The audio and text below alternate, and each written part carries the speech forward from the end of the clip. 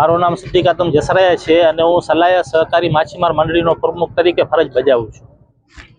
Fisheries ગવર્મેન્ટે માછીમારોમાં એટલા કાયદા અમલમાં રાખ્યા છે કે એ કોઈ પણ કાયદો માછીમાર પૂરું કરી શકશે નહીં। અત્યારે હાલમાં 30 કે 36 કાયદા ફિશરીઝ ગવર્મેન્ટે બહાર પાડ્યા છે માછીમારો માટે। માછીમારો જે સાધન અમુક વસ્તુ લઈને મૂક્યા છે બોટમાં, પણ એ ખારાશના કારણે બાટલા આગ ફાયર સેફ્ટીના બાટલા હોય છે એ બધા કટ ખાય અને સડી ગયેલ છે।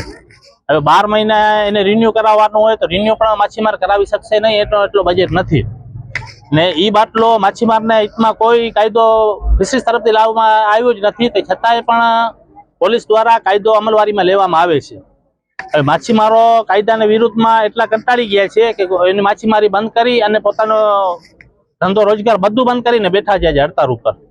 તો સરકારશ્રીને એટલી અમારી રજૂઆત છે કે કાયદામાં કાંઈક ફેરફાર થાય ફિશરીઝ ડિપાર્ટમેન્ટમાં, એટલે માછીમાર પોતાની આજીવિકા જીવી શકે।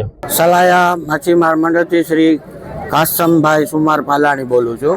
અત્યારે અમારા પ્રમુખ ભાઈ સિદ્દીકભાઈ અમને બોલાવ્યો અને અમે બધા હડતાળ ઉપર બેઠા છીએ। આ સલાયા મચ્છી મંડળ તરફથી જે ફિશરીઝ સરકારને 3-4 વસ્તુ જોઈએ છે। એક ફટાકીઓ આવે સિંગલત દેવાનો, તે પછી એક બાટલો આગ ઉજાવવાનો, તે પછી એક હુક્કો જોઈએ છે। એ વસ્તુ 12 મહિને ખરાબ થઈ જાય પછી એમાં બિલમાં રિન્યુ આવે, એ રિન્યુ કરાવવા અમે 110 કિલોમીટર ઓખા જવું પડે અમારે રિન્યુ કરાવવા, ત્યાંથી બદલવા।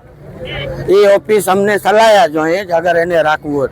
અમારે તો માંગ એ જ છે કે અમારે રાખવું જ નથી, આ વસ્તુ નથી, અમે હડતાળ ઉપર બેઠા। અત્યારે 850 બોટોના માલિક બધા હડતાળ ઉપર બેઠા સલાયાના। મારું નામ સલીમ હાજી યુનસ ગજર છે, હું બોટ માલિક છું અને સલાયાના બધા બોટ માલિક નાના મોટા બધા બોટ માલિકો અહીંયા હડતાળ ઉપર બેઠા છે। અંદાજે 800 થી 850 બોટું છે।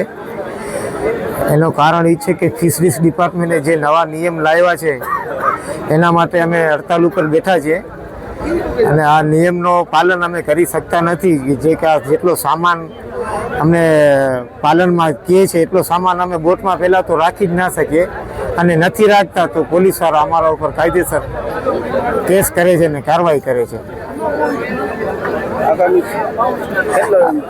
આગામી અત્યારે અમે અમારા લોકો બધા 700-750 જેટલા બેઠા છે હડતાળ ઉપર, અને જો જરૂર પડશે તો અમે અમારા ઘરનાઓને બધાને લઈને રોડ ઉપર બેસશું હડતાળ ઉપર।